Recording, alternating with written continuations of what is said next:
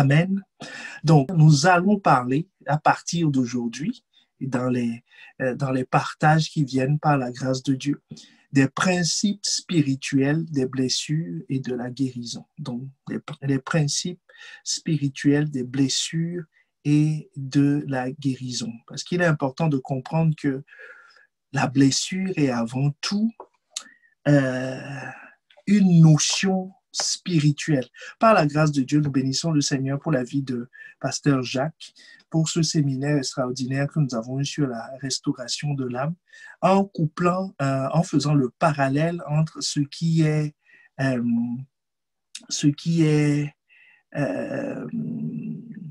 naturel de ce qui est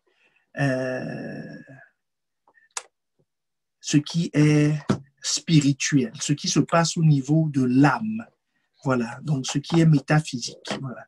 Disons, nous avons corrélé ce qui est naturel de ce qui se passe au niveau de l'âme. Et il y a un point important, c'est que nous avions dit que la blessure physiquement par rapport à la peau, une blessure de la peau est une rupture de la barrière qu'est la peau. Voilà, elle est soit coupée, elle est brûlée, elle est abrasée, elle est il y a une contusion, voilà. Mais dans tous les cas, la barrière est rompue. Et quand la barrière est rompue, nous avions dit que ce qui est à l'intérieur peut se retrouver à l'extérieur. Non, pas peu. Ce qui est à l'intérieur, du coup, donc nos organes, tout ce qui est en dessous de la peau, ce qui est en nous va se retrouver à l'extérieur. La chose la plus évidente qui va se retrouver à l'extérieur, généralement, c'est le sang. C'est le sang ou la lymphe, enfin ce liquide blanc là qui coule, voilà, qui va commencer à couler. Voilà, ça c'est des choses qui étaient en nous, qui ne sont pas censées se retrouver à l'extérieur. Mais ce que nous savons aussi, c'est que tout ce qui est à l'extérieur peut se retrouver en nous et va se retrouver en nous parce qu'il n'y a plus de rupture de la barrière. Et quelque part, c'était le samedi, je crois, nous avions dit que ce qui est à l'extérieur, c'est-à-dire tous les microbes qu'il y a sur la peau et dans le tube digestif, c'est à peu près 10 à 100 fois le nombre de cellules que nous-mêmes nous avons. Donc, ils sont 10 à 100 fois plus nombreux que nous. Ce qui fait que quand il y a une effraction, forcément, il y a des choses qui vont rentrer. C'est pour ça que l'organisme fait d'une priorité. C'est une question de survie. Une question de survie.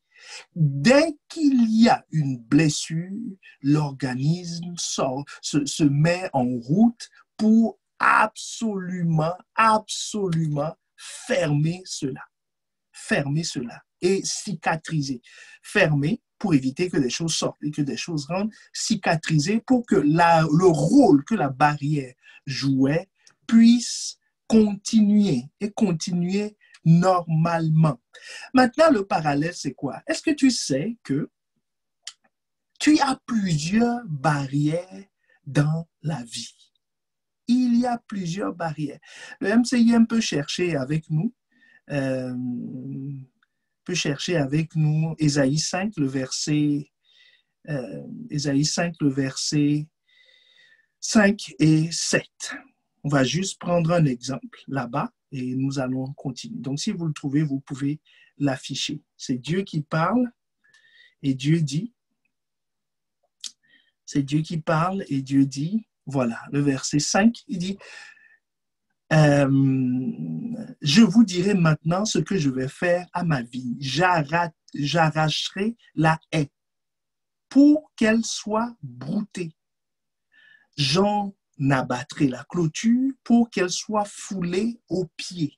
Donc, Dieu nous parle ici d'une vigne dont il va arracher la haie, donc la protection, pour qu'elle soit broutée. J'en abattrai la clôture, donc une barrière, pour qu'elle soit foulée aux pieds. Donc, vous voyez, le principe se retrouve ici. Nous sommes en train de glisser dans le spirituel. Le principe est ici. Et il nous montre que la barrière, c'est la barrière qui empêchait, on peut garder le verset affiché, la barrière est ce qui empêchait cette vigne d'être broutée. La clôture est ce qui empêchait cette vigne d'être foulée aux pieds. Maintenant, c'est quoi cette vigne? Verset 7. C'est quoi cette vigne? Verset 7. La Bible nous dit, la vigne de l'Éternel des armées, c'est la maison d'Israël. Et les hommes de Juda, c'est le plan que je chérissais. Ils avaient espéré espéré de la droiture, et voici du sang versé, de la justice, voici des cris de détresse. Donc, la vigne, c'est quoi? C'est la maison d'Israël. Et les hommes de Juda, donc Israël et Juda. Donc, les 12 tribus réunies. Est-ce que quelqu'un me suit? Les 12 tribus, c'est la maison de Dieu. L'équivalent, la révélation qu'il y a dedans, ces 12 tribus-là, c'est nous aujourd'hui. Donc, ça veut dire que nous avons une protection, une barrière. Donc, juste pour dire à quelqu'un que nous avons plusieurs barrières dans nos vies. Donc, quand on parle de blessures, selon le parallèle que nous avons fait avec la blessure de la peau, la blessure physique, la même chose se produit au niveau de l'âme et la même chose se produit, donc par conséquent, si ça se produit au niveau de l'âme, ça c'est la même chose qui se produit au niveau d'une vie. D'une vie, pourquoi? Pour la simple et bonne raison que la Bible nous dit, à toi et à moi, dans Proverbe 4, le verset 23, « Garde ton cœur plus que toute autre chose, car de lui viennent les sources de la vie. » Toutes les sources de ta vie. Donc, le mariage vient de ton cœur. Ton travail vient de ton cœur. Ton service vient de ton cœur. Ta famille vient de ton cœur. Tout ce qu'il y a dans la vie présente, vient du cœur. Si quelqu'un me suit, que la personne me dise Amen. Donc, il y a donc une protection. Puis on te dit garde. Donc, on te dit élève une protection, élève une clôture. Parce que si cette clôture est abattue, si cette clôture est fondue, donc blessée, ça veut dire que les sources de ta vie peuvent être contaminées. Est-ce qu'on est ensemble? Peuvent être contaminées. Donc aujourd'hui, au cours de ce temps de partage, nous voulons comprendre comment naît une blessure. C'est quoi la définition d'une blessure selon la Bible? Y a-t-il des modèles de blessure? Quels sont les facteurs de risque? Qu'est-ce qui favorise? Quelles sont les conditions qui favorisent une blessure?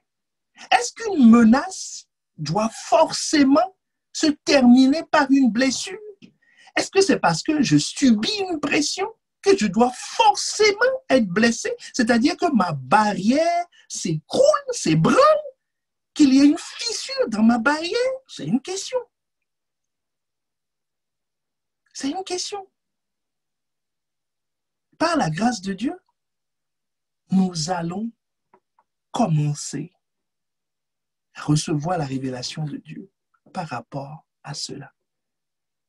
C'est pour ça que nous allons prendre un modèle. Un modèle.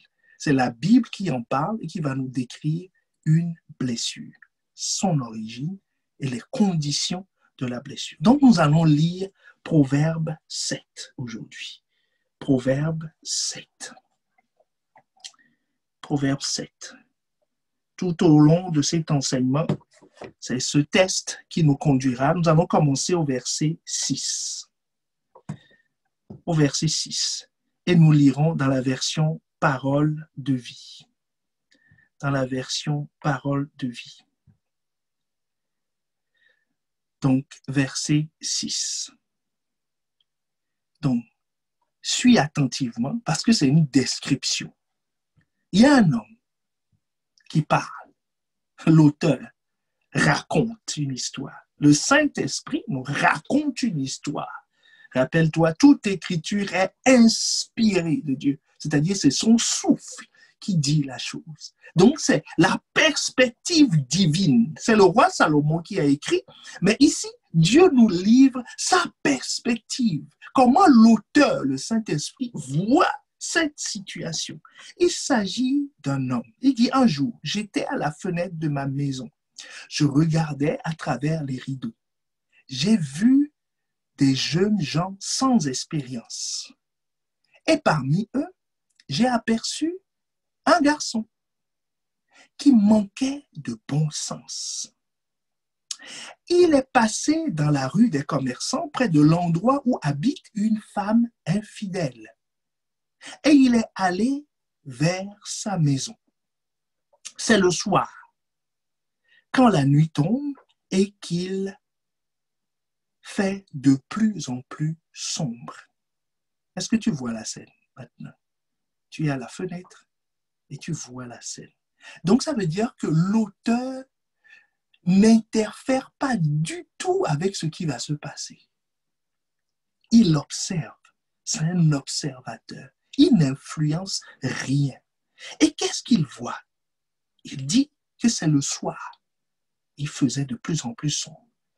La femme vint à sa rencontre. Elle est habillée comme une prostituée et son cœur n'était pas droit. Verset 11. Cette femme est hardie et sans aucune honte. Est hardie sans aucune honte. Elle n'arrive pas à rester chez elle. Elle va dans la rue et sur la place du marché, elle attend toujours quelqu'un. Elle rôde. Elle attrape le jeune homme, elle l'embrasse et lui dit avec assurance: j'avais promis un sacrifice à Dieu pour le remercier. Je l'ai offert aujourd'hui. C'est pourquoi je suis sortie à ta rencontre pour te chercher et je t'ai trouvé. Elle lui a chanté: enfin je t'ai trouvé. Je t'ai trouvé. Verset 16. J'ai préparé mon lit avec des couvertures de toutes les couleurs, avec des draps en lin d'Égypte. Donc, ça veut dire c'est un drap recherché. C'est un lit douillet. Je l'ai parfumé des parfums délicieux. Viens, nous allons faire l'amour jusqu'à demain matin. Nous prendrons du plaisir ensemble. Mon mari n'est pas à la maison. Il est parti en voyage très loin. Il a emporté beaucoup d'argent et il reviendra seulement à la pleine lune, ce qui veut dire au moins 2 semaines. Verset 21. Cette femme est très hardie, elle persuade le jeune homme et l'entraîne avec ses paroles sucrées. Sucrées. Verset 22. Alors aussitôt, il suit la femme. Il suit la femme. Comme un bœuf va à l'abattoir. Comme un prisonnier, cet homme stupide va vers la punition. Jusqu'à ce qu'il soit, que quelqu'un lise avec moi, qu'il soit blessé à mort. Jusqu'à ce qu'il soit blessé à mort. Verset 23. Jusqu'à ce qu'il soit blessé à mort. Blessé à mort. Et comme l'oiseau qui vole vers le filet, il ne sait pas que sa vie est en danger. Maintenant, mes enfants, écoutez-moi et faites attention à ce que je dis. Que votre cœur ne se laisse pas tromper par une femme comme celle-ci. Ne vous perdez pas sur son chemin. Elle a blessé beaucoup de gens et elle les a fait tomber. Pourtant, tout ce qu'elle a tué était fort. Aller chez elle, c'est aller vers la mort. C'est descendre dans le monde des morts.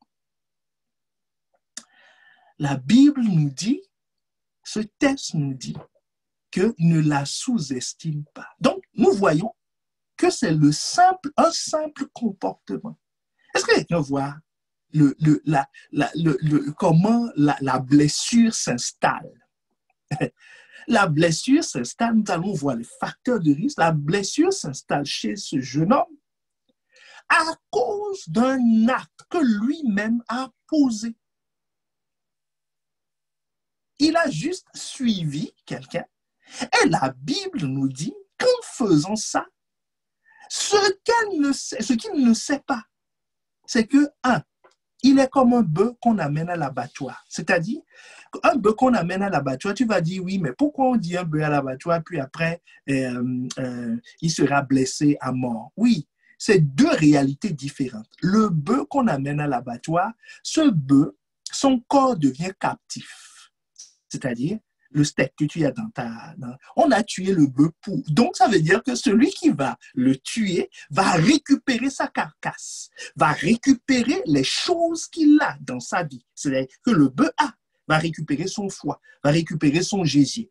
Pas son gésier, le bœuf n'a pas de gésier. Va récupérer son foie, ses reins, les rognons, tout ce que tu veux, va manger le dos, va manger le rhum steak, va manger ses cuisses, va manger le cou. Il y en a qui mangent jusqu'à la langue. Donc, tout dans le bœuf va disparaître pour le bien de quelqu'un d'autre.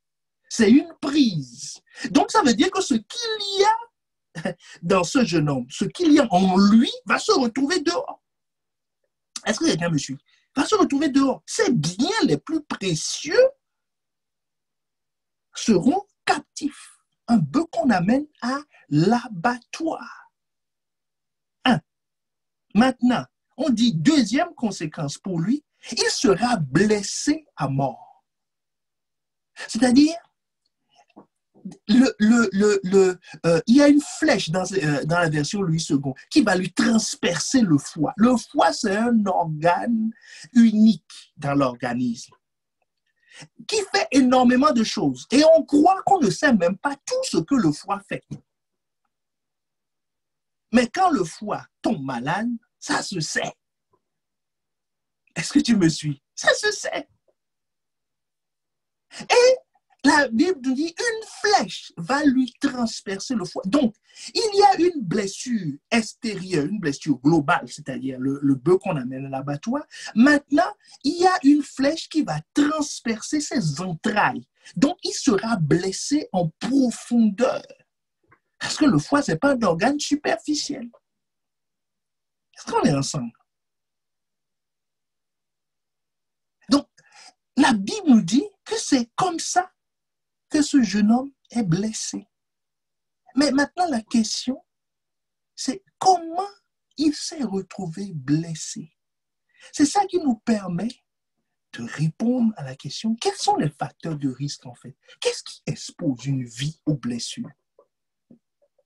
Avant de répondre, quelle est la volonté de Dieu? Qu'est-ce qui expose? Une tentation ne doit pas se solder par une blessure. Et nous voyons que ici, ce qui blesse, ce qui représente le couteau physique, ce qui représente la chaleur physique, parce qu'ici on parle d'une flèche, est-ce que tu me suis? C'est un couteau, c'est l'équivalent d'un couteau, un objet tranchant. À l'abattoir, il sera accroché, on va lui blesser les pieds, on va lui trancher la gorge, ou on peut l'électrifier. Donc, on retrouve tranchant, contondant, tout ce qu'on veut. À l'abattoir, on peut l'assommer avec un gourdin. La Bible ne nous dit pas comment on va le tuer à l'abattoir. Il y a plusieurs façons de tuer un animal à l'abattoir. On peut l'endormir, on peut lui faire une injection, toutes sortes de choses. Est-ce que quelqu'un me suit? Tout ça, c'est des blessures. Mais la Bible nous dit quel est le mécanisme par lequel ce jeune homme va se retrouver blessé mortellement par ses agissements. par ses agissements. Qu'est-ce qu'il y a en lui? Quels sont les facteurs? Quelles sont les choses qui l'ont exposé à être blessé? À être blessé. Est-ce que quelqu'un me suit? Est-ce que quelqu'un voit le tableau maintenant de la blessure? Un modèle de blessure selon la Bible. La Bible nous décrit, c'est comme une étude biblique qu'on fait. On restera sur ce test essentiellement. La Bible nous dit au verset 7. Au verset 7, si vous l'avez dans la version Bible du français courant parfait, il nous dit, je vis des jeunes gens sans expérience. Et parmi eux, j'ai aperçu un garçon qui manquait de bon sens. Qui manquait de bon sens. Donc, ce jeune homme, son premier facteur de risque, c'est qu'il manquait de bon sens. Est-ce que tu me suis? Il manque de bon sens. Tout à l'heure, nous reviendrons sur ce que ça veut dire, le bon sens. Mais dans tous les cas, ce qu'il faut savoir, c'est que Hébreux 5, le verset 13 nous dit, quand on dit que quelqu'un n'a pas d'expérience, la Bible nous dit qui il est et ce qu'il a mangé. Or, quiconque en est au lait n'a pas l'expérience de la parole de justice, car il est un enfant. Autrement dit, plus je suis un enfant, plus je risque d'être blessé. La maturité est un facteur de protection, est un élément de protection. Un enfant a plus de chances, de risque d'être blessé et d'être blessé. La Bible nous dit que l'enfant, c'est celui qui est au lait. Et celui-là, il n'a pas l'expérience de la parole. C'est-à-dire, il n'a pas encore expérimenté. Il connaît théoriquement, il connaît des choses. Il sait que Dieu est puissant. Il sait que Dieu délivre, ainsi de suite. Mais ça, c'est le pasteur qui l'a dit. C'est au groupe d'impact qu'on l'a dit. C'est un ami qui l'a dit. Lui-même, il ne l'a pas encore expérimenté. Il ne l'expérimente pas. Pourquoi? Parce que peut-être il n'obéit simplement pas. Donc, parce que l'expérience dont on parle, c'est la mise en pratique. Il faut le vivre de l'intérieur. Donc, il n'a pas d'expérience. Donc, quand l'ennemi viendra, il est plus exposé que quelqu'un d'autre. Voyez, Ève, Adam et Ève. Adam avait l'expérience de la présence de Dieu. Adam avait entendu Dieu lui parler directement. Mais quand l'ennemi va venir, il va passer par qui? Il va passer par Ève, qui n'a pas la même expérience qu'Adam. Est-ce que quelqu'un me suit? La même expérience qu'Adam. Donc, celui qui blesse ici dans cette histoire est matérialisé, est représenté par cette femme. Dans le jardin, c'était le serpent ancien. Est-ce que quelqu'un me suit? Et c'est un mauvais agissement qui représente le couteau, qui représente la brûlure, qui représente ainsi de suite, ce qui va blesser. Donc, première chose, la jeunesse. C'est pour ça que toi et moi, nous devons croître pour résister. Nous devons croître pour éviter d'être blessés. Un autre exemple. Tu vois Joseph. Pourquoi il a traversé l'amertume? Il a résisté à l'amertume. Pourquoi il a résisté au manque de pardon? Parce qu'il a vu ce que Dieu a fait au travers de sa vie. Il a vu la main de Dieu. Et il a été conscient de cela. Il l'a analysé comme étant un adulte spirituellement. C'est pour ça qu'il a dit, au final, alors que ses frères l'ont vendu, alors qu'il s'est retrouvé dans le puits, alors qu'il a souffert des années durant à cause d'eux, alors qu'il a dû renier à son identité, en tout cas en apparence, à son identité d'hébreu pour pouvoir rester en Égypte, servir un roi étranger, tout ça. Il n'a pas gardé de ressentiment dans son cœur. Pourquoi? Parce que la perspective qu'il avait de sa situation était supérieure. Ce n'est pas une perspective d'enfant, ce n'est pas une perspective de sentiment en disant non, ils m'ont fait ça, donc action, réaction. Non. Et il s'est dit non. Au final, il a dit, je comprends maintenant que c'est Dieu qui m'a envoyé ici pour vous précéder, pour éviter à mon peuple de mourir de famine et pour prévoir votre installation dans ce pays. Tu vois, ça, ce n'est pas du lait qui donne ça. C'est de la nourriture solide qui permet de résister, à toutes les conditions qui le poussent à haïr, qui permettent de refuser, de détester ses frères, qui l'empêchent de se venger. Pourquoi? C'est ce qu'il voit, c'est sa perspective. C'est le niveau d'où il opère. Est-ce que tu me suis? Qu'est-ce qui... Un autre facteur qui se passe dans la scène. L'auteur, je t'ai dit dès le départ, celui qui décrit la scène est un observateur. Un observateur. Donc, qu'est-ce qu'il observe d'autre? Il nous dit, la scène se passe à la nuit tombée. Verset 9. À la nuit tombée. Donc, il y a une période à risque, une période de blessure, à risque de blessure, où on risque d'être blessé. Tu sais, celui qui est assis tranquillement dans son salon ne risque pas d'être blessé à la cheville. Sauf si, bon voilà. Mais celui qui est sur un terrain de foot, il risque d'être blessé. Est-ce que tu me suis?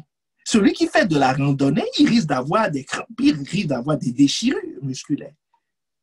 Mais celui qui est assis devant son bureau ne risque pas. Donc, les conditions, il y a des conditions aussi, qui sont des conditions à risque, sur lesquelles nous devons veiller.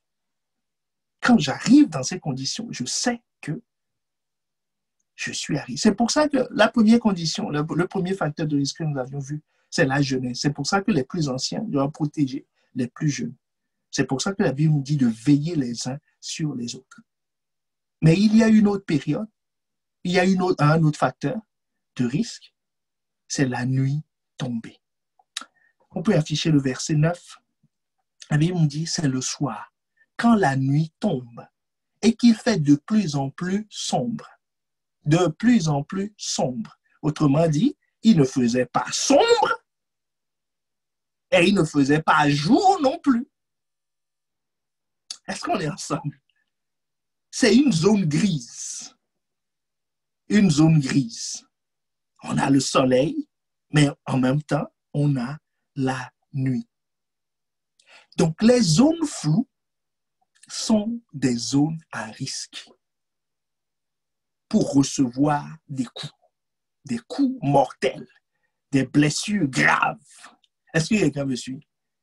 La Bible nous dit que ton oui soit oui, que ton non soit non. Alléluia. Que ton oui soit oui, que ton non soit non. Tout ce qu'on y ajoute vient du mal. Donc, tout ce qui est gris, un pied dedans, un pied dehors, le malin est à côté.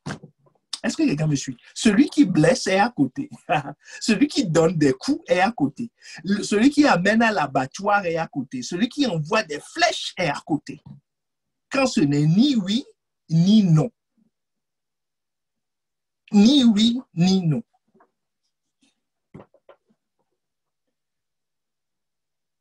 Veux-tu ceci? Oui, après non. Je m'engage. Après, je ne fais pas. Et ni oui, ni non. Non. L'ennemi n'est pas loin. La Bible nous dit, ce qu'on y ajoute vient du malin. Donc, attention aux zones floues. Les zones ni jour ni nuit. C'est là où le roi David a reçu un coup. C'était le printemps, il devait aller en guerre. Ses troupes étaient en guerre, mais lui, il était de repos à la maison. Troupes en guerre, monsieur à la maison, le roi à la maison. Ce n'est pas période de repos. Ce n'est pas tout à fait période de guerre pour lui, puisqu'il envoie des ordres, il contrôle les choses sur le terrain. Et là, qu'est-ce qu'il a vu? Bathsheba. Est-ce que quelqu'un me suit? Est-ce que quelqu'un me suit? Méfie-toi des zones grises. Ne permets pas qu'il y ait des zones grises dans ta vie. C'est des zones de vulnérabilité.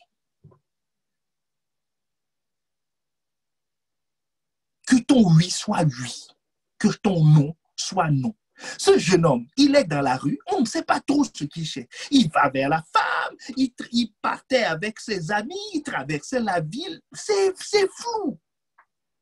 Il est en Christ, il n'est pas en Christ. Il est avec nous, il n'est pas avec nous. On ne sait pas.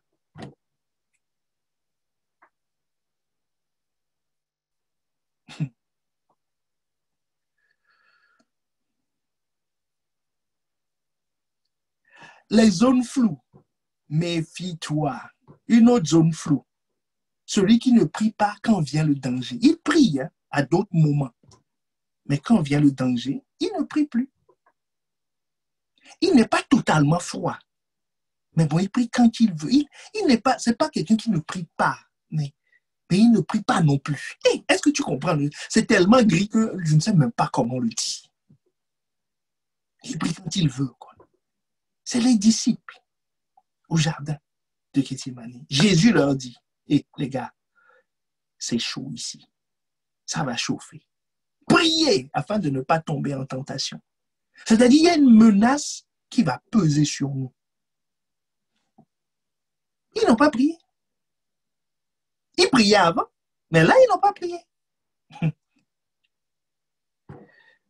Une zone floue, c'est celui qui ne prie pas quand vient le danger.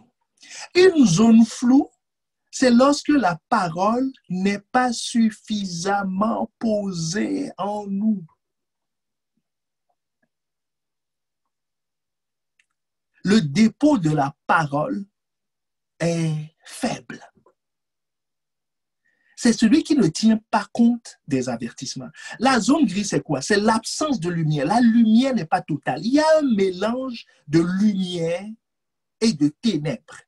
La Bible nous dit qu'il y a-t-il de commun entre la lumière et les ténèbres. Mais là, la période à risque, nous dit l'observateur, c'est que ce jeune homme, cette scène-là, le jour où il va être blessé, c'est le jour où ce n'est pas tout à fait gris, ce n'est pas tout à fait... La lumière est là, mais il y a aussi les ténèbres. Il y a la lumière et il y a les ténèbres. Il y a la parole et il y a d'autres paroles. Est-ce que tu me suis? Il y a la parole et il y a d'autres paroles. En lui, il aime la parole de Dieu, mais il aime aussi les commentaires des uns et des autres. Il aime ses propres points de vue. Il y a un mélange de sa tradition, de sa culture. Il a beaucoup de révélations de la chair, révélations du sang, pour ceux qui... la révélation de la chair, la révélation du sang, tout ça, c'est mélangé. Et il a aussi la révélation du Père. Voilà, tout ça, il y a un mélange comme ça dans sa vie. Jésus dit, le diable vient, mais il n'a rien en moi. Celui qui est dans cette zone grise, en qui le dépôt de la parole n'est pas total, sa vie n'est pas saturée, c'est-à-dire la parole n'est pas l'autorité suprême sur sa vie, c'est-à-dire il y obéit quoi qu'il arrive, exactement comme Dieu dit, qu'il a élevé ses lois au-dessus de lui-même. Quand on n'est pas dans cette situation, on ne tient pas compte forcément des avertissements. On ne tient pas compte forcément les avertissements. C'est quoi? L'avertissement allait lui dire, si ce jeune homme était en plein jour, croiser une femme habillée en prostituée qui y cherche, il se méfierait. Parce que la parole est une épée à double tranchant. Elle sépare. La parole juge. La parole va lui dire, va lui montrer. S'il lisait régulièrement la parole de Dieu, la parole va lui indiquer que tu vois, ça c'est dangereux. C'est la femme pécheresse dont la Bible t'a parlé ce matin dans ta méditation. Mais il lit une fois sur deux. Donc il lit lundi, il lit pas mardi, il lit pas mercredi, il lit jeudi, il lit dimanche, ainsi de suite. Donc mardi et mercredi, puisqu'il a lu lundi, c'est quoi? C'est une zone grise pour lui. Est-ce que quelqu'un me suit? C'est une zone grise pour lui. Il prie tantôt il ne prie pas. C'est une zone grise. Il est à risque. Il est au soir. Est-ce qu'on est ensemble?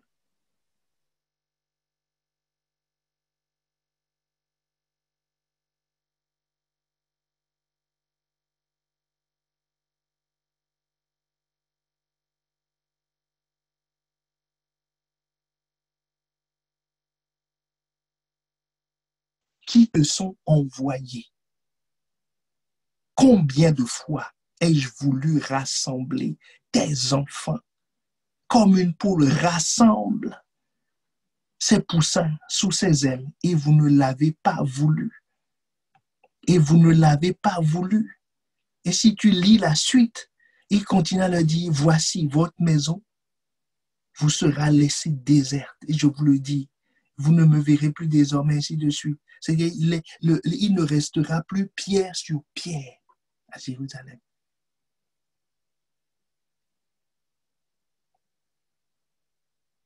Donc, c'était Matthieu 23, le verset 37. Matthieu 23, 37. La Bible dit que Jérusalem, il ne restera pas pierre sur pierre. Pourquoi? Parce qu'ils n'ont pas tenu compte de l'avertissement. Amen. Et c'est pour ça que la Bible nous dit dans 2 Pierre 1, le verset 19. 2 Pierre 1, verset 19.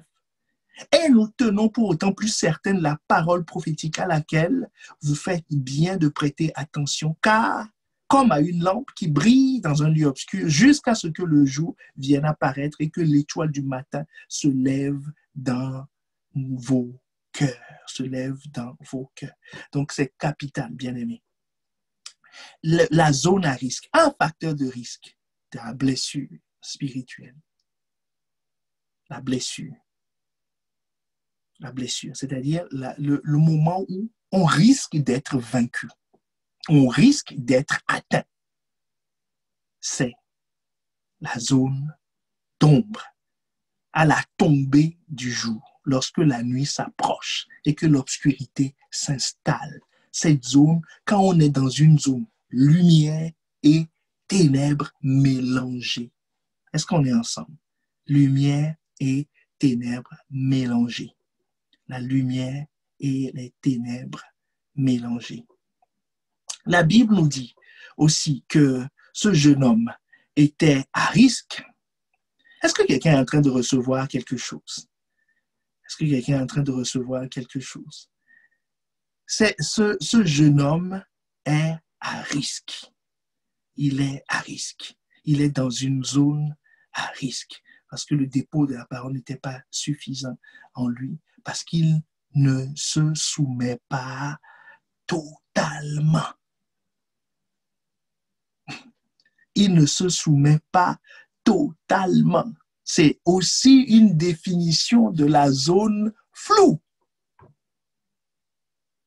Il a à la fois dans sa vie la lumière, authentique lumière, et en même temps dans sa vie, authentique ténèbres. C'est le choix. Il ne se soumet pas totalement à Dieu. Il a d'autres autorités sur sa vie. Ce n'est pas que Dieu, ce n'est pas que la parole de Dieu, ce n'est pas que ce que Dieu a établi. Il a d'autres autorités sur sa vie. C'est une zone à risque. Regardez ce qui est arrivé au roi Salomon. 1 Roi 15, le verset 3. Tu vois, les blessures, rappelle-toi, hein, c'est ce qui fend le cœur et permet à ce qu'il y a dans les sources de la vie soit contaminé ou se retrouve dehors. Le roi Salomon, la Bible nous dit en Roi 15, verset 3, il se livra à tous les péchés que son père avait... Non, c'est pas... Bon, bref, il se livra à tous les péchés que son père avait commis avant lui et son cœur ne fut point tout entier à l'Éternel. Ce n'est pas le roi David, je me suis trompé, ce n'est pas le roi David. Mais son cœur ne fut pas tout entier à l'Éternel, son Dieu, comme l'a été le cœur de David, son père. Tu vois, son cœur n'était pas tout entier. Tout entier. Il avait un mélange. C'était le cas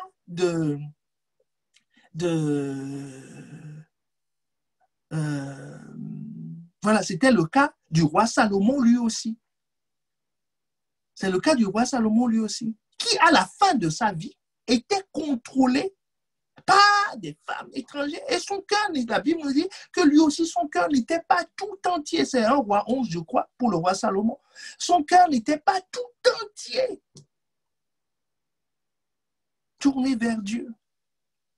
Donc, une zone floue, c'est un cœur qui n'est pas tout entier. Et la zone floue est une zone à risque. Et qu'est-ce qui peut maintenir, qui peut faire que quelqu'un ne soit pas tout entier consacré à Dieu? Il y a des relations ou des choses qui, des fois, maintiennent dans la zone floue. Le roi Akab, par exemple, il avait ses prophètes qui venaient lui dire ce que Dieu n'a pas dit. Il a Michée qui lui dit ce que Dieu dit, la lumière, et à côté, il a 400 prophètes qui lui disent ce que Dieu n'a pas dit. Des gens dans le palais qui le flattent, des amis qui lui disent, oh, toi, tu veux être le plus spirituel, tu veux être plus spirituel que qui? Tu veux être plus spirituel que Jésus, c'est toi qui es mort sur la croix, fais ceci, va un peu à l'église, fais ceci. Des parents qui poussent les enfants et des enfants qui poussent les parents, même dans cette direction, donc c'est tout le monde, d'accord, qui dit, oui, mais est-ce que toi, tu te prends pour qui? Tu veux être le plus saint? Non. Prie un peu, on peut quand même tomber, on peut quand même faire ceci, c'est-à-dire nous pouvons être spirituels et nous pouvons aussi être charnels, nous pouvons être dans la zone floue. Il n'y a aucun mal à cela. Et c'est comme ça qu'on va lui donner un coup, c'est comme ça qu'on va l'abandonner. C'est comme ça qu'il serait exposé à l'amertume. C'est comme ça que des démons vont rentrer dans sa vie. C'est comme ça que des oppressions vont rentrer dans sa vie. C'est comme ça que ces opportunités seront volées parce qu'il y a une barrière qui est brisée. Est-ce qu'on est ensemble? Et vous savez, il y a des choses aussi dans la zone floue. Nous sommes toujours sur les zones floues. Les zones floues, le soir.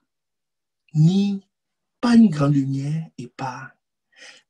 Mon ami bien-aimé, si tu ne restaures pas ton âme, ta vie, si on ne fait pas de la restauration de l'âme une priorité, notre vie est une zone floue. Dans quel sens? Esprit régénéré et âme broke dans la même personne. Dans la même personne. Va conduire, va l'exposer à ce que le diable puisse lui donner des coups et puisse l'atteindre. C'est ce qui est arrivé au roi David. Le psaume 51, le verset 5. Écoute ce qu'il dit. Nous le lirons dans la version du semeur. Il dit, je suis depuis ma naissance marqué du péché. Depuis quand ma mère j'ai été conçu, le péché est attaché à moi. Qu'est-ce qu'il veut dire? Il dit, j'aime le Seigneur, mais je viens d'un milieu.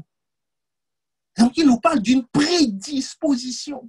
Je viens d'un milieu où l'impudicité est monnaie courante, où la rébellion est monnaie courante, où l'orgueil est monnaie courante. Est-ce que quelqu'un me suit? Où la rancune est monnaie courante, où le mensonge est un sport national. Est-ce que quelqu'un me suit? Est-ce que quelqu'un me suit? C'est ça. Il dit, je viens de là. Je viens de cette zone. Je viens de cette famille. Je viens de ce pays. Il dit, c'est comme ça. Il dit, regarde, depuis ma naissance, ma vie est marquée par le péché. Même quand je suis né, on a menti sur mon acte de naissance. Hey, est-ce que quelqu'un me suit? C'est le mensonge et un sport. Et je viens de là. Ma mère m'a conçu dans le péché. Dans la famille, on dit, celui-là, c'est ton frère. Si tu fouilles bien, non, c'est pas... C'est compliqué. Tu vois, c'est compliqué. C'est compliqué d'où je viens. Dès que je suis né, j'ai été consacré. Et dès que je suis né, on m'a expliqué que mon fils, tu es un homme, tu peux faire tout ce que tu veux. Plus tu as de femmes, mieux c'est. J'ai été éduqué comme ça. Maintenant, je suis en Christ. Je suis en Christ. Si je garde ça, si je garde cette culture, si je garde cette façon de faire, voilà, pour quelqu'un d'autre, je suis un intellectuel. Mais on dit que la révélation de Dieu est pour les simples. Mais je ne suis pas simple, parce que d'où je viens, on n'est pas simple. Est-ce que quelqu'un me suit? On n'est pas simple. Il faut avoir tel diplôme, il faut avoir telle position, il faut gagner tant, il faut faire ci. Et dans le royaume, on me dit, le royaume est pour ceux qui ressemblent aux enfants. Qui quoi? Ils ressemblent à quel enfant? Moi, je me suis battu pour être grand. Maintenant, j'arrive, on me dit, il faut être un enfant pour recevoir. Non, c'est trop compliqué. Est-ce que quelqu'un me suit? C'est une zone floue. Mon esprit l'accepte parce que Jésus me dit, mon esprit est toujours bien disposé. Donc mon esprit dit oui. Il dit, mon gars, c'est ça. Alléluia, amen. Mais mon âme dit non. Mon âme dit non. Qu'est-ce qu'on va penser de toi? Qu'est-ce que les parents vont penser? Qu'est-ce que les amis vont penser? Qu'est-ce que la société va penser de moi? Donc il y a une prédisposition. David dit, regarde, chez moi, il y a une belle femme. On la prend. Voilà, voilà, quand j'ai vu Bathsheba, voilà, Dieu, tu vois, c'est ça. Et je suis conçu dans le péché. Mon père, moi-même, pour me faire, c'est comme ça qu'il a fait. Est-ce que quelqu'un me suit? Mais David dit non. Non. Verset 8, dans le 8 second. Mais tu veux que la vérité soit au fond de mon cœur. Fais donc pénétrer la sagesse au-dedans de moi. Autrement dit quoi? Rends-moi homogène. Est-ce que quelqu'un me suit? Rends-moi homogène. Je ne peux pas avoir les ténèbres ici et la lumière là-bas. Je suis à risque. Il dit, c'est ça qui était en moi, qui m'a fait basculer dans l'adultère. Il dit, Seigneur, rends-moi homogène. Rends-moi homogène. Homogène comment? Par rapport à ta parole, par rapport à ton esprit. Je veux ta sagesse. Je veux que ta sagesse soit trouvée dans mon âme et qu'elle soit manifestée dans mon corps. Sinon, j'expose ma vie. J'expose ma vie. Est-ce qu'on est ensemble? Les prédispositions.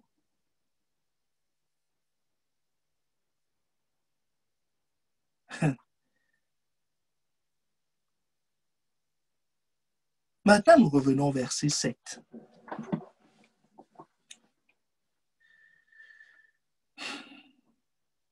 Je vous ai dit tout à l'heure que nous allions parler de ce que ça voulait dire. Il manquait de bon sens. Il manquait de bon sens. Bien-aimé, le point est ceci. Celui qui manque de bon sens, que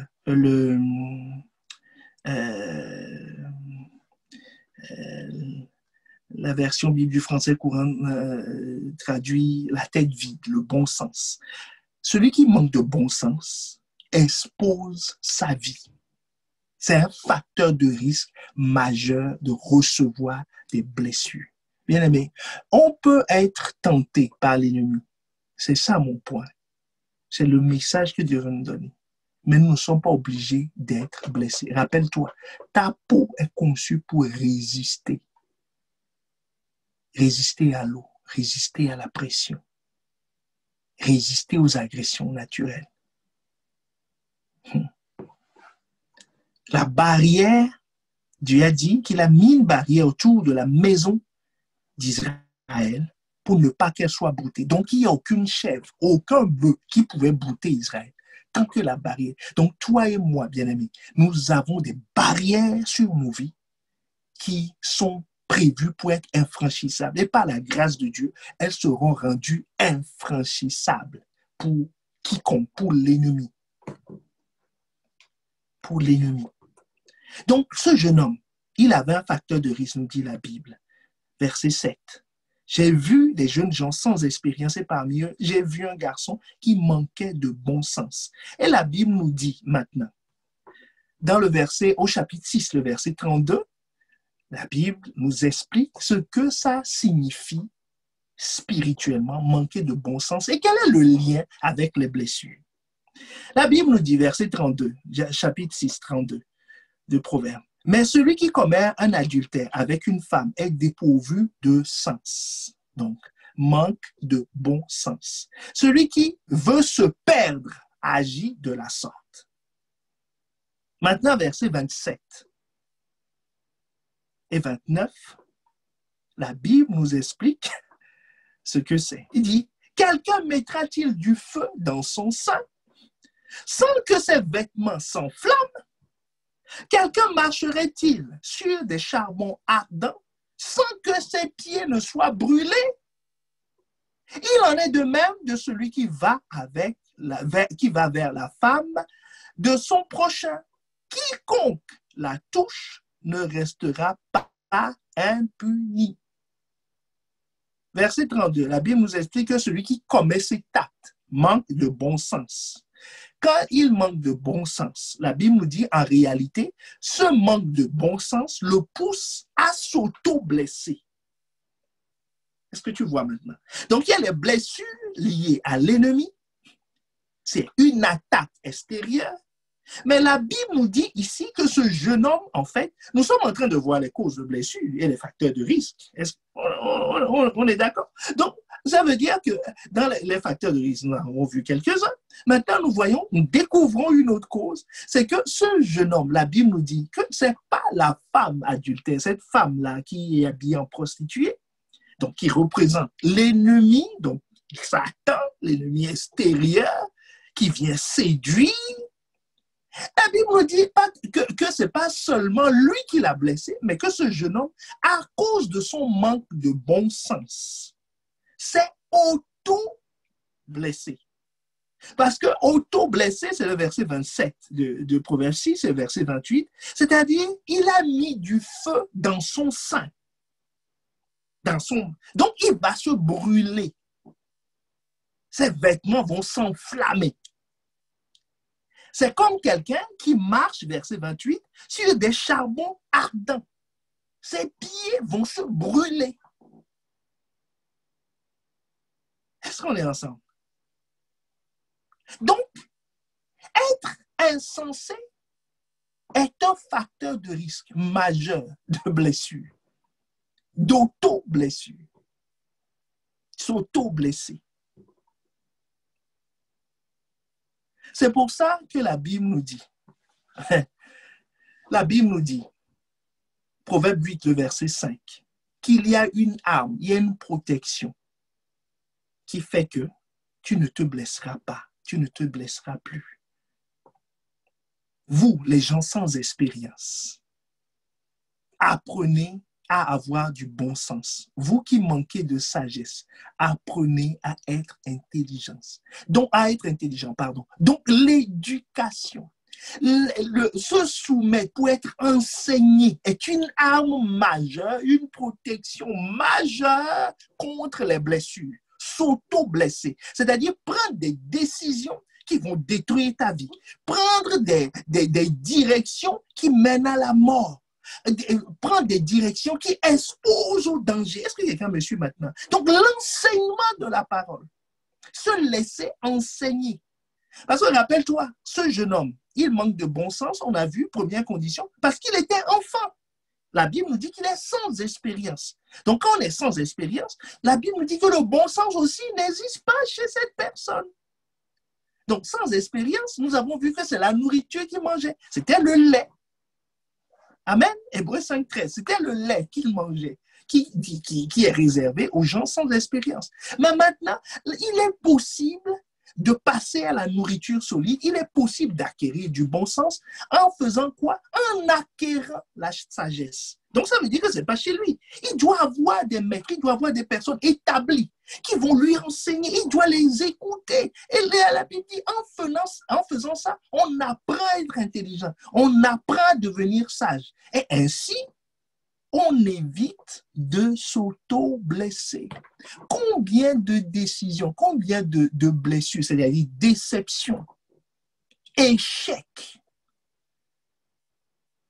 des endettements, si quelqu'un me suit, des mariages catastrophiques, les gens vivent, qui sont des causes de traumatisme au quotidien, simplement parce qu'ils ont manqué de sagesse et d'intelligence. Maintenant, la question, c'est qui blesse? Qui blesse? Il y a l'auto-blessure qui est liée au manque de bon sens. Qui blesse? Le diable blesse.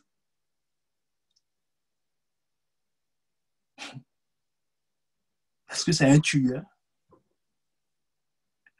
Et la Bible nous dit qu'il rôde comme un lion rugissant, cherchant qui dévorer. Il rôde comme un lion rugissant, cherchant qui il va dévorer. Et la Bible nous dit dans Proverbe 8, le verset 28, le verset 15. Proverbe 28, le verset 15. Comme un lion rugissant et un ours affamé, ainsi est le méchant qui domine sur un peuple pauvre. Donc, ça veut dire que il y a des gens, des individus qui blessent aussi. Satan est un lion rugissant qui cherche à dévorer, donc à blesser, à déchirer. Mais sur la terre, des méchants aussi blessent. Ou quelqu'un par lequel ce lion rugissant s'exprime peut blesser. Judas l'a expérimenté. Judas, par ses agissements, a pris beaucoup de risques. Judas vivait en zone grise. Il aimait Jésus, il était avec Jésus, il était avec les pharisiens. Il gérait bien une partie de l'argent, il volait l'autre. Toujours gris. Il était sous l'autorité de Jésus, mais il obéissait à ce que les pharisiens lui commandaient. Il obéissait à ses propres désirs. Il était indépendant de Jésus. Et il marchandait sa volonté, sa soumission, tantôt à l'un, tantôt à l'autre, ainsi de suite. C'est la vie que Judas menait. Et la Bible nous dit dans Jean 13, au verset 27, que dès que le morceau fut donné, Satan entra dans Judas. Satan entra en lui. Et il a fait ce qu'il a fait. Et nous avons vu. Donc, ça veut dire qu'il y a quelqu'un qui s'appelle le diable qui blesse. Et le diable ici est représenté par cette femme. Deuxième chose à savoir, nous sommes en train de voir les causes de blessures. Deuxième chose à savoir, c'est que on s'auto-blesse. On se blesse soi-même par le manque de bon sens. C'est-à-dire, le bon sens nous est donné par la parole de Dieu, par la sagesse de Dieu. Quand je n'utilise pas la sagesse de Dieu, je risque de me blesser, je risque d'être déçu, je risque de perdre, je risque de briser des barrières. Regarde, tout à l'heure, on disait que Dieu a établi une barrière autour d'Israël, n'est-ce pas, pour protéger son peuple. Et nous avons dit que c'est la représentation de l'Église. Donc, l'Église est protégée. La Bible nous dit, par la bouche de Jésus, que les portes du séjour des morts ne prévaudront point contre mon Église. Donc, ça veut dire que l'Église a des portes, l'Église a des murailles. Mais quelqu'un qui se lève et qui sort de l'Église, qui sort de l'autorité de l'Église, il expose sa vie. Il expose sa vie. Amen. Donc, le diable blesse. Les blessures viennent du diable. Il attaque la vie des gens pour les vider de leur substance. Il a attaqué Samson et il l'a vidé de son don, de son talent. C'est pour ça que quand on l'a arrêté, les Philistins disaient que c'est Dagon qui nous l'a livré. OK? Sa force est partie. Maintenant, deuxième cause de blessure, c'est ce qui sort du cœur de l'homme. C'est là où je parle des auto-blessures. Des auto-blessures. C'est ce qui blesse les autres. Tu sais, mal parler à quelqu'un, c'est une parole qui sort de ma bouche, qui insulte. Je suivais un documentaire aujourd'hui qui m'a fendu le cœur. Il y a un parent qui disait à son enfant que je ne veux pas de toi, un petit garçon de même pas 8 ans. C'est le grand-père qui disait, ton père ne veut pas de toi, ta mère est partie, moi je ne veux pas de toi. Ah, tu imagines une parole comme ça, une parole méchante comme ça. Méchante comme ça. Le petit était effondré. Qu'est-ce qui était en train de se passer? Il y a une blessure. Il y a comme un coup de poignard dans son cœur.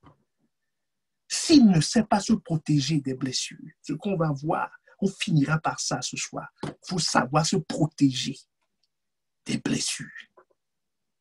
L'enfant pleurait amèrement. Il disait, mais pourquoi mon père ne veut pas de moi? La Bible nous dit quoi? Que, je n'ai pas là la référence, c'est ce qui sort de l'homme. Ce n'est pas ce qui rentre qui le souille. Voilà, Matthieu 15. Matthieu 15, 11. Ce n'est pas ce qui entre dans la bouche qui sort, qui souille l'homme, mais c'est ce qui sort de la bouche. Mais ce qui sort de la bouche, c'est ce qui souille l'homme. Ce qui sort de la bouche, c'est ce qui blesse. On s'auto-maudit. On parle mal des autres. On murmure. On insulte. On dénigre. C'est autant de flèches. Est-ce que quelqu'un voit qui sort? Qui sort? Quelqu'un qui n'est pas protégé sera blessé. Quand 10 personnes racontent la même chose, les mêmes mensonges, véhiculent une image sur quelqu'un, voilà, on te dit que tu n'es pas assez ceci, que tu n'es pas bien, que tu es le dernier de la classe, tu ne feras jamais rien de ta vie. Tu vois, c'est des flèches qui sortent de la bouche. De la bouche. Il y a quelqu'un qui représente ça, comme cette femme représentait la source de la blessure de ce jeune homme. La cause, l'élément direct qui va l'amener à l'abattoir. Mais toi et moi, parce que nous savons ces choses, parce que Dieu nous montre la clé, nous permet de nous prémunir, nous ne nous laisserons pas blesser. Oh, je n'entends pas ton amen. Et je ne me laisserai plus blesser. C'est parce que ce jeune homme n'a pas identifié cette femme comme étant une source de blessure. Une source de blessure. Donc, je dois faire attention à ce qu'il y a dans mon cœur, dans mon cœur. C'est de l'abondance du cœur que la bouche parle. C'est de l'abondance du cœur que la bouche parle. Est-ce que tu me suis? C'est de l'abondance du cœur. Donc, les hommes blessent. Par quoi? Par leurs paroles. Par leurs paroles. Proverbe 13, le verset 3. Celui qui veille sur sa bouche garde son âme. Garde ton cœur plus que toute autre chose. La Bible te dit quoi? Garde ta bouche. Garde ta bouche. Celui qui veille sur sa bouche garde son âme. Celui qui ouvre de grandes lèvres court à sa perte, va s'auto-blesser. Jésus nous dit, dans Matthieu 15, que nous avons lu tout à l'heure, que ce qui souille l'homme, quel homme, y compris celui qui parle, et ceux qui sont autour de lui, ce qui les souille, ce n'est pas ce qu'il mange, c'est ce qui sort de lui. Ce qui sort de lui, quand tu veux prier, quand tu veux vivre dans la sainteté, quelqu'un te dit non, viens, on va faire ça, qu'est-ce que ça fait? On va prier, on va demander pardon, ainsi de suite. C'est une blessure. Est-ce que tu me suis? C'est une blessure. Parce que si tu acceptes cette parole, si cette parole te touche, elle va vider quoi? Elle va enlever ta barrière de protection, c'est-à-dire qui est la parole de Dieu sur ta vie, qui est l'autorité de la parole de Dieu sur ta vie. Et qu'est-ce qui va fuir? Mais tes promesses, les dépôts, le dépôt spirituel que Dieu a mis en toi va fuir. Et qui va rentrer? Le diable. Des mauvais désirs, des choses bizarres qui vont rentrer en toi. Où est-ce qu'on est ensemble? Première cause, le diable. Deuxième cause, la bouche des hommes.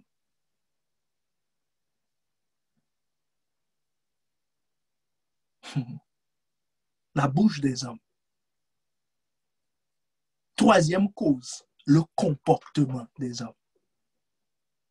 Éphésiens 4.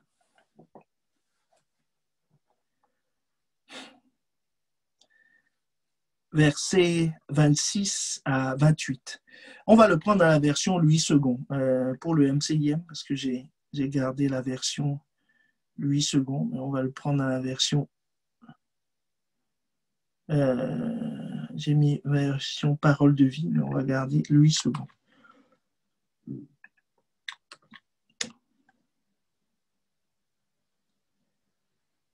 Voilà. Si vous vous mettez en colère, ne péchez point car que le soleil ne se couche pas sur votre colère. Verset 27. Ne donnez pas accès au diable. Ne lui ouvrez pas la porte. Ne donnez pas accès au diable. On peut s'arrêter là. Ne donnez pas accès au diable. Donc, qu'est-ce qui ouvre la porte? C'est la colère. C'est un sentiment bizarre que j'ai. Un sentiment que j'ai. Un sentiment de... Voilà, il y a quelque chose qui m'irrite. Comme Caïn. Est-ce que tu vois maintenant? Caïn. Il y a quelque chose qui l'a irrité. Son sacrifice a été refusé. On lui a fait un reproche. Il a lu la Bible lui a dit ce que tu fais n'est pas bien. Son responsable lui a dit, celui-ci lui a dit, voilà. Mon comportement ici, c'est le fait que moi, je donne accès. OK? C'est le troisième point. Premier point, le diable lui-même. Deuxième point, mes paroles. Le troisième, l'accès que je donne à celui qui blesse. Donc, Caïn, je reviens sur l'histoire de Caïn. Caïn était triste. La cause n'est pas juste, mais il était triste. Genèse 4, le verset 6. La Bible dit, l'Éternel dit à Caïn, pourquoi es-tu irrité? Pourquoi ton visage est-il abattu? Dieu ne lui dit pas que tu as raison. Il dit pourquoi? Tu vois, pourquoi tu es comme ça? Verset 7. Certainement, si tu agis bien, tu relèveras ton visage. Si tu agis mal, le péché se couche à la porte et ses désirs se portent vers toi, mais toi, domine sur lui. Donc, autrement dit, si le fait, Dieu nous dit, ne donnez pas accès, ça veut dire que j'ai le pouvoir de ne pas être blessé. Bien-aimé, suis attentivement, nous atterrissons et nous allons prier. La Bible te dit, ne donne pas accès. Ne donne pas accès à celui qui blesse. Ne te donne pas toi-même accès aussi. En faisant quoi? En augmentant en bon sens. Lis la Bible, prie chaque jour. Apprends à connaître Dieu. Ça va te donner le bon sens. Ça va te permettre de reconnaître les choses. Vous vous rappelez, quand on parlait des blessures, on avait dit qu'il y a des blessures qui, à tes yeux, te paraissent minimes, mais qui ne sont pas minimes. Qu'est-ce qui t'aide à les identifier? C'est la connaissance. C'est la connaissance. Donc, ne néglige pas la connaissance, le bon sens. Le bon sens aurait indiqué à ce jeune homme que ne va pas avec la femme d'autrui. Si elle, même si elle est jolie, elle te propose tout ce que tu veux, elle dit que j'ai du lin d'Égypte, dit ne va pas. Est-ce que tu es tenté? Oui. Est-ce qu'on est ensemble? Est-ce que tu es tenté? Oui. Est-ce que tu voudrais que? Oui, mais n'y va pas. Le fait que tu sois tenté, que tu lui... Ça, c'est la colère. C'est la colère. Mais ne pêche pas. N'y va pas. Ça va te prévenir. Ne donne pas accès. Maintenant, quand la Bible dit ne donnez pas accès au diable, le diable est plus fort qu'un être humain sans Christ. Et il ne faut pas le négliger. Jésus ne l'a pas négligé, ne l'a pas méprisé. Donc, toi, ne le néglige pas. On dit ne donnez pas, on dit veiller. On dit veiller. Si Dieu dit veiller, ça veut dire que c'est sérieux. Prends-le au sérieux. Sois sur tes gardes. Ne dis pas, oh non, non. Prends-le au sérieux. On dit veille. C'est Dieu le Créateur qui t'a dit veille. Parce que celui-là, il est plus fort qu'un homme ordinaire. Tu dois te cacher en Christ. Mais maintenant, si Dieu dit domine sur lui, ça veut dire que tu as le pouvoir. Ça veut dire qu'il t'a donné le pouvoir de dominer sur lui. C'est ce qu'il a dit à Caïn. Il dit le péché se couche à ta porte. Toi, domine sur lui. Donc, bien-aimés, nous arrivons à un moment important. Dieu ne permettra pas, 1 Corinthiens 10, 13, Dieu ne permettra pas que tu sois tenté au-delà de tes forces. Donc, ça veut dire que toutes les barrières que Dieu a prévues dans ta vie sont dimensionnées pour résister à tout assaut de l'ennemi, pour résister à toute parole méchante qui est envoyée, pour résister à toute injustice. Avant que cette parole ne te soit dite, Dieu a vérifié que est-ce que la barrière de mon enfant, est-ce que son oreille peut supporter ça? Est-ce que son cœur peut supporter ça? Dieu a vérifié. Avant qu'on ne te refuse ce à quoi tu avais droit, Dieu a vérifié si tu peux supporter cette injustice. Avant qu'on ne mette Joseph dans la fosse, Dieu a vérifié s'il peut supporter cette profondeur. Quand la femme de Potiphar l'a fait envoyer en prison, Dieu a vérifié combien de temps il peut supporter la prison. Quand ce temps est fini, il a dit, Pharaon, convoque mon petit. Dieu a vérifié l'opposition de ses frères et sœurs. Pour qu'il ne l'insulte pas au-delà de ce qu'il peut supporter. Dieu a vérifié le niveau de sophistication de la femme de Potiphar. Pour qu'il ne soit pas... Peut-être que si c'était une princesse d'Égypte, Joseph allait tomber. Mais la femme de Potiphar, il peut résister. Est-ce que quelqu'un me suit? Bien aimé, est-ce que tu me suis? Et donc, Dieu vérifie. Il vérifie cela. Il vérifie que cette situation ou ce manque-là que tu traverses, tu es capable de le supporter. Ça ne te blessera pas.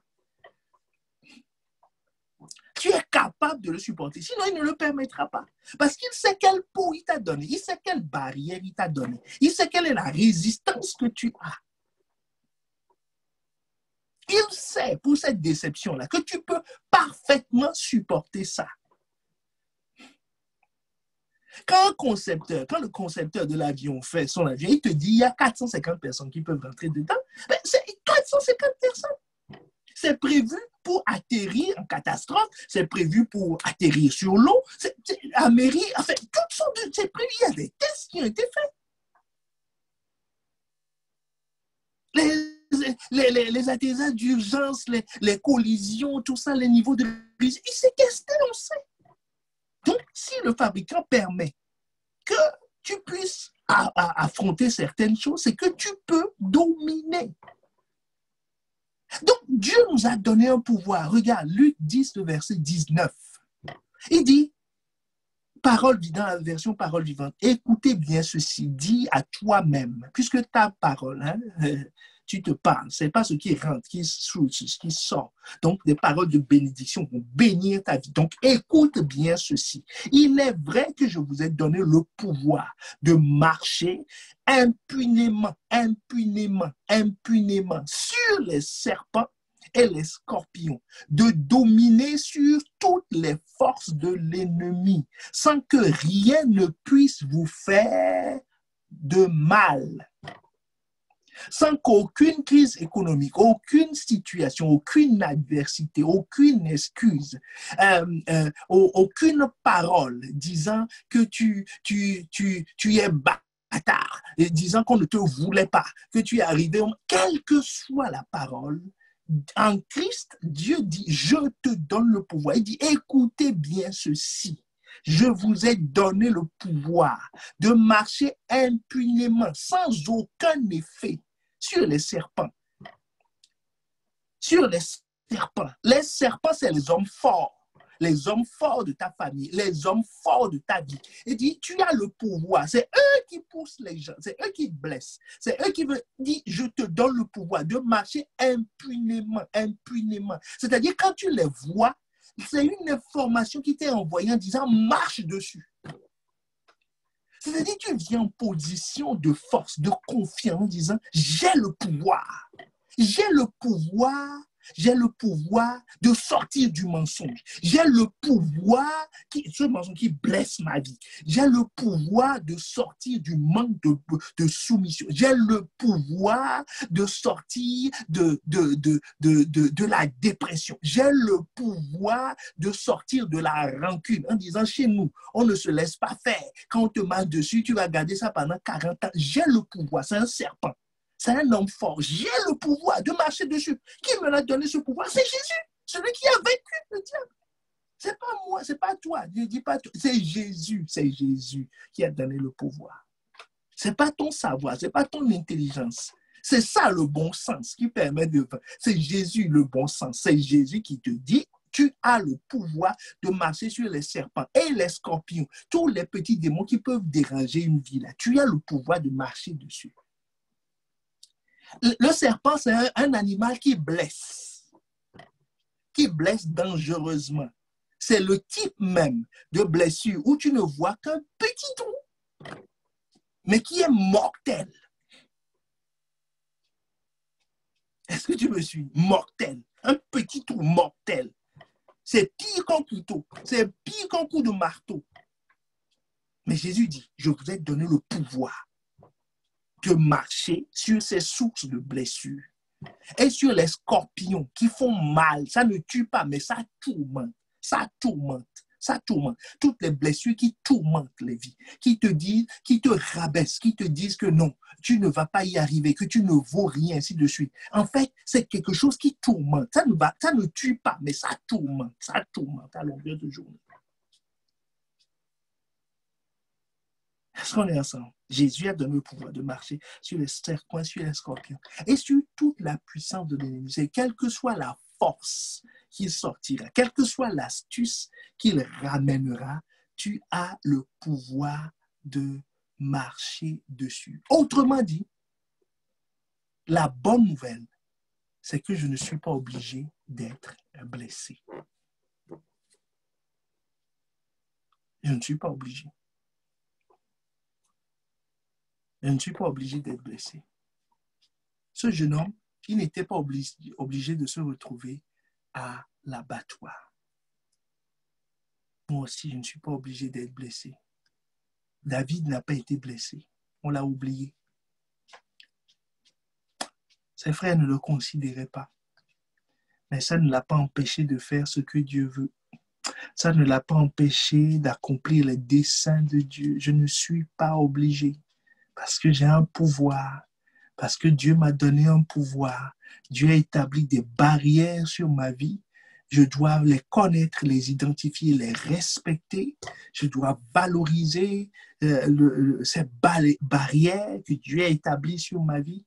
Et je dois user de la force que Dieu m'a donnée, le pouvoir qu'il m'a donné, que je peux être attaqué.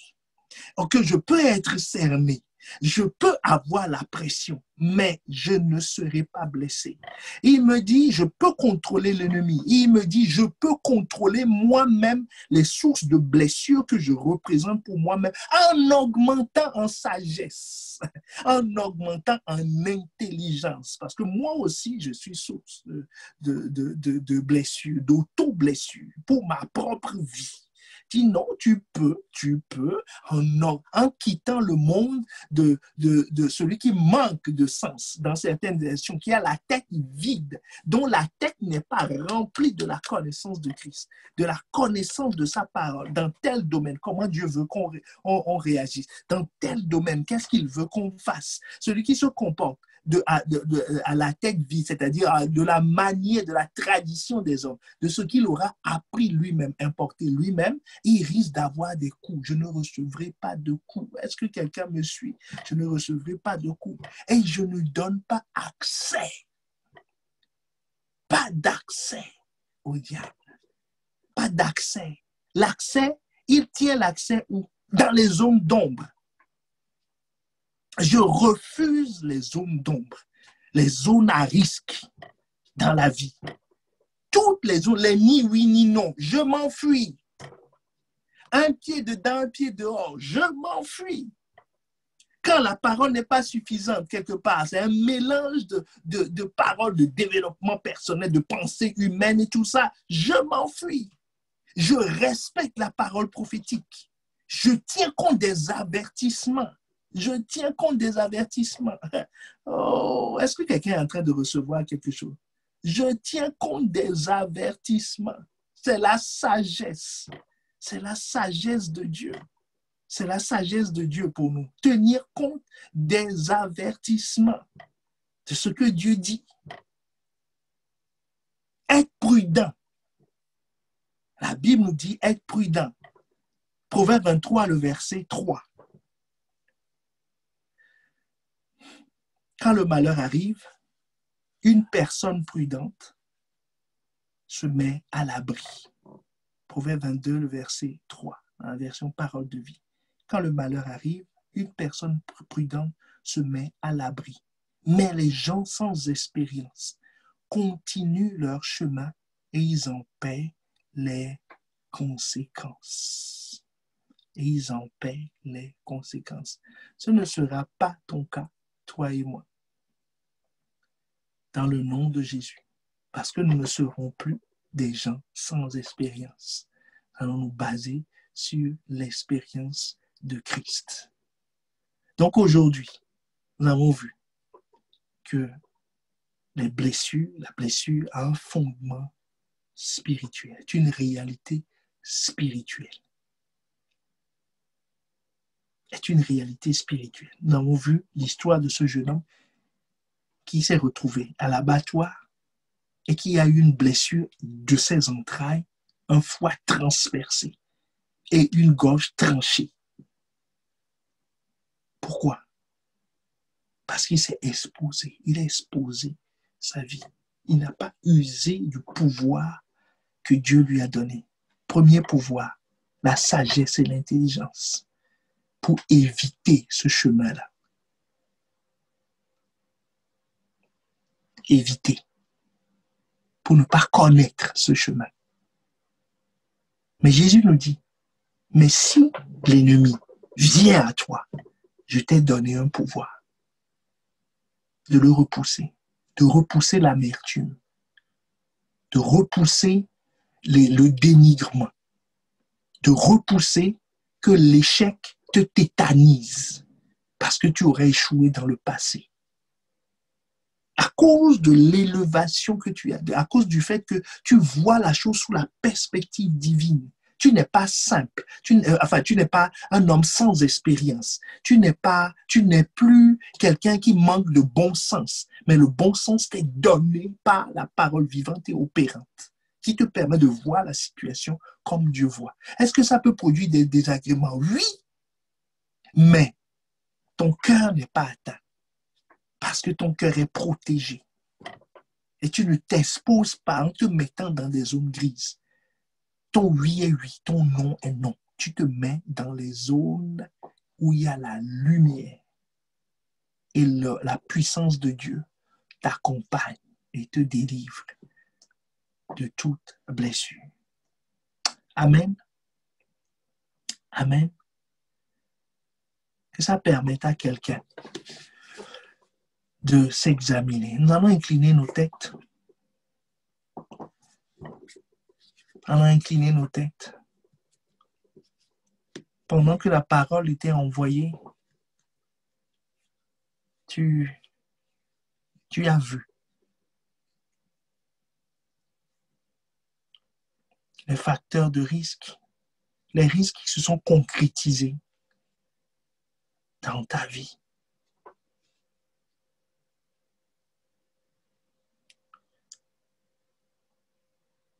Et tu vois que tu n'es pas obligé de subir ça. Tu n'es pas obligé de subir ça. David ne l'a pas subi.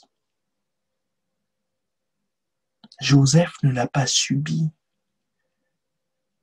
La Bible nous dit que quand David fuyait, ses parents étaient avec lui. Donc ça veut dire qu'ils se sont réconciliés. Comme Joseph, il a compris que c'est Dieu, que Dieu était avec lui et que c'est le plus important, que rien ne pouvait l'atteindre, que c'est l'ennemi qui voulait fissurer ses barrières. C'est l'ennemi qui voulait le pousser à renier Dieu, comme il voulait le faire avec Job. Que ces paroles étaient des paroles de méchanceté. La Bible nous dit, c'est comme un lion qui rugit. C'est le méchant qui parle de cette façon. Et maintenant, tu le sais. Et tu sais que tu as un pouvoir. C'est que tu as un pouvoir, que tu n'es pas obligé, que tu as été dimensionné pour supporter ces choses. Pour supporter ces choses. En tout cas, jusqu'au temps où Dieu t'extrait de ces situations. Il a prévu. Au premier coup, tu n'es pas obligé d'être atteint.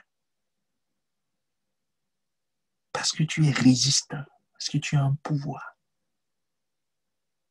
Est-ce que tu veux élever la voix et rendre grâce à Dieu? Rendre grâce à Dieu pour ce pouvoir qu'il t'a donné, pour cette capacité qu'il a prévue. Il a prévu. Il a prié pour les disciples dans Jean 17. Il a dit, garde-les du malin. Il sait que le monde les combattra, mais il s'y croit, il fait confiance au Père, qu'ils ne seront pas blessés. Ils seront éprouvés, mais pas blessés. Il n'y aura pas de rupture de leur barrière. Rien ne fuira de leur vie et le mal ne les contaminera pas. Est-ce que tu veux élever la voix et dire merci à Dieu? Dire merci à Dieu de ce que malgré tout, je ne savais pas que tu m'aimais tant, que tu avais prévu tant de choses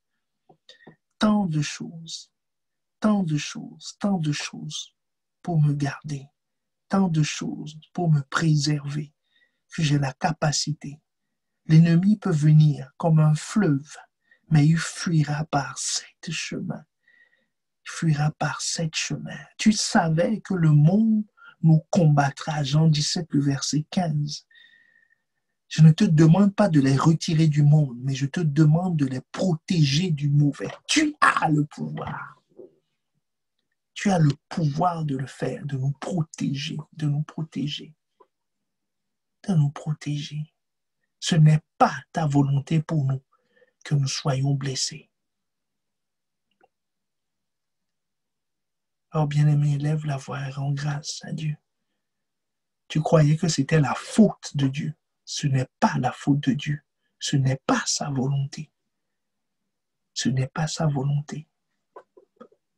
Ce n'est pas sa volonté. Mais parce que nous avons été blessés, parce qu'il habite en nous, parce qu'il a compassion de nous, il compatit à notre douleur. C'est pour cela qu'il peut nous sortir, il peut nous délivrer. Christ est venu habiter au milieu de nous. Il a été tenté en toutes choses. Il connaît notre douleur. Mais il est là pour nous relever, pour nous relever, pour nous relever, pour nous relever. Oh bien-aimé, rends grâce à Dieu. Dis à Dieu, je sais que tu es à mes côtés. Même si j'ai manqué de bon sens, même si j'étais en zone grise et j'ai pris des coups, Seigneur, je sais que tu es la lumière qui est venue de Dieu. Tu es la lumière qui est venue de Dieu. Seigneur, même si par mes propres paroles, je me suis pris dans un filet, je me suis envoyé des flèches, je me suis poignardé, j'ai mis le feu par mes actes à ma propre vie. Ah Seigneur, je sais que ce que tu veux, c'est que la vérité soit trouvée au fond de mon cœur. La vérité, que ta vérité soit trouvée au fond de mon cœur. Ainsi, de l'abondance du cœur, la bouche parle. Alors ce seront des paroles de paix qui vont sortir de moi. Des paroles de paix, des paroles de paix, des paroles de paix, des paroles de vie, des paroles de consolation qui vont sortir de ma vie et qui vont me bénir, qui vont m'aider à cicatriser, qui vont m'aider à être restauré. Parce que la mort, la vie et la mort sont au pouvoir de la langue. Si la mort a pu sévir au travers de ma langue, alors ta vie peut sévir, peut prendre le contrôle, peut agir au travers de ma langue. Bien-aimé, est-ce que tu élèves la voix? Est-ce que tu élèves la voix? Est-ce que tu élèves la voix? Est-ce que tu élèves la voix? Il y a peut-être quelqu'un au milieu de nous aujourd'hui, tu t'es connecté pour la première fois ou tu t'es connecté depuis un certain temps, mais tu t'es rendu compte que tu n'as pas ce Christ comme Seigneur et Sauveur dans ta vie. Tu ne l'as pas comme Seigneur et Sauveur. Donc la lumière n'est pas là. Et tu vois que les choses se passent quand on est en zone grise. Et la Bible dit que ce jeune homme, la lumière s'éteignait, c'est-à-dire les ténèbres devenaient de plus en plus épaisses. Et tu dis, ah, c'est parce que je suis dans les ténèbres. Tu t'es rendu compte que c'est parce que tu es dans les ténèbres, que tu as pris ces coups. Mais maintenant, tu te dis, je veux venir à la lumière. Je veux venir à la lumière. Tu peux juste lever la main. On peut lever la main sur Zoom. Passe par l'onglet participant et tu lèves la main pour que nous puissions prier avec toi afin que cette lumière descende aujourd'hui dans ta vie. Aujourd'hui dans ta vie. Aujourd'hui dans ta vie. Aujourd'hui dans ta vie. Bien-aimé, lève la main pour que nous puissions prier avec toi, pour que cette lumière descende aujourd'hui dans ta vie. Aujourd'hui dans ta vie. Quiconque est en zone grise sera blessé. Quiconque est en zone grise sera blessé. Mais dans la lumière, nous sommes préservés. Dans la lumière, nous sommes préservés. Bien-aimé, bien-aimé, c'est ton heure, c'est ton jour. C'est le jour que Dieu a choisi pour te restaurer, pour t'amener. Est-ce qu'on peut acclamer le Seigneur pour nos frères et sœurs qui sont en train de lever la main, lever la main, lever la main, lever la main, lever la main. Gardez, bien lever, vous allez faire cette prière après moi. Vous allez répéter, Seigneur Jésus, je reconnais que tu m'apportes la vie, que tu es mort sur la croix pour que j'ai la vie en abondance. Que celui qui blesse, que celui qui détruit les vies, celui qui vide, le voleur, celui qui dérobe, le lion rugissant n'ait aucun pouvoir sur ma vie à cause de ta mort sur la croix.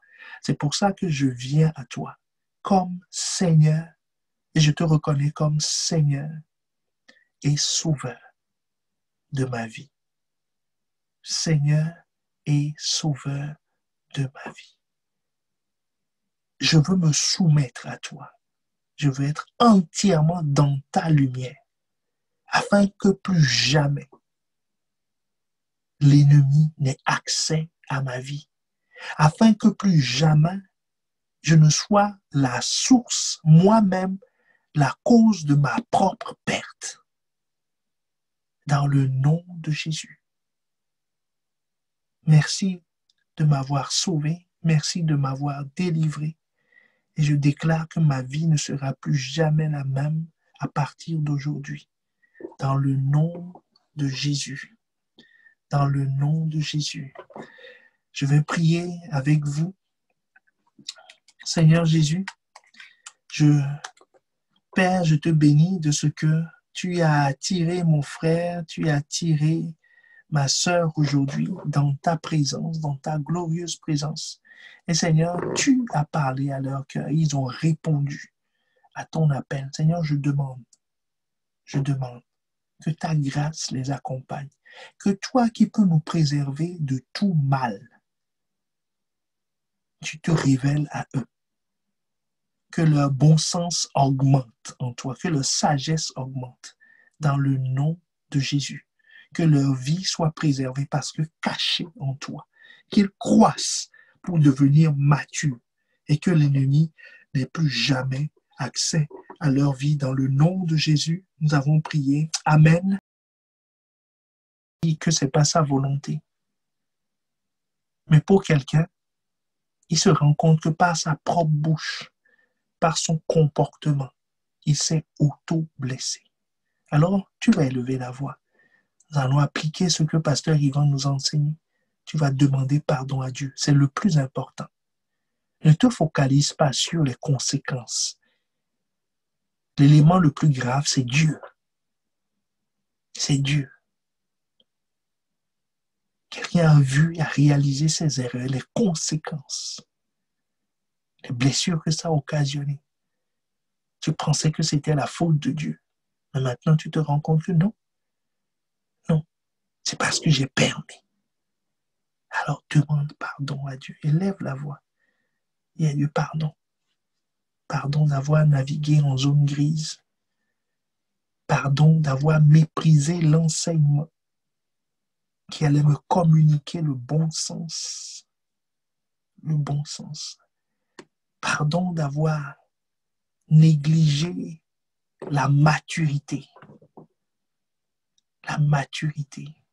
Croyant qu'en restant là, en priant 5 minutes, en lisant une fois tous les 10 jours ta parole, je pouvais être préservé. Je ne savais pas que j'augmentais le risque de recevoir des coups. La bien-aimée, élève la voix, demande pardon. Tu sais quel est ton défi. Tu sais là où ça n'a pas été. Alors élève la voix et demande pardon. Pardon à Dieu. Demande pardon à Dieu. Demande pardon à Dieu. Si ta bouche a été utilisée par le méchant pour répandre la douleur, des blessures, alors tu dois réparer, tu dois aller voir des gens, demander pardon, t'humilier. Si ta bouche a prononcé des paroles blessantes, des paroles d'orgueil, des paroles humiliantes,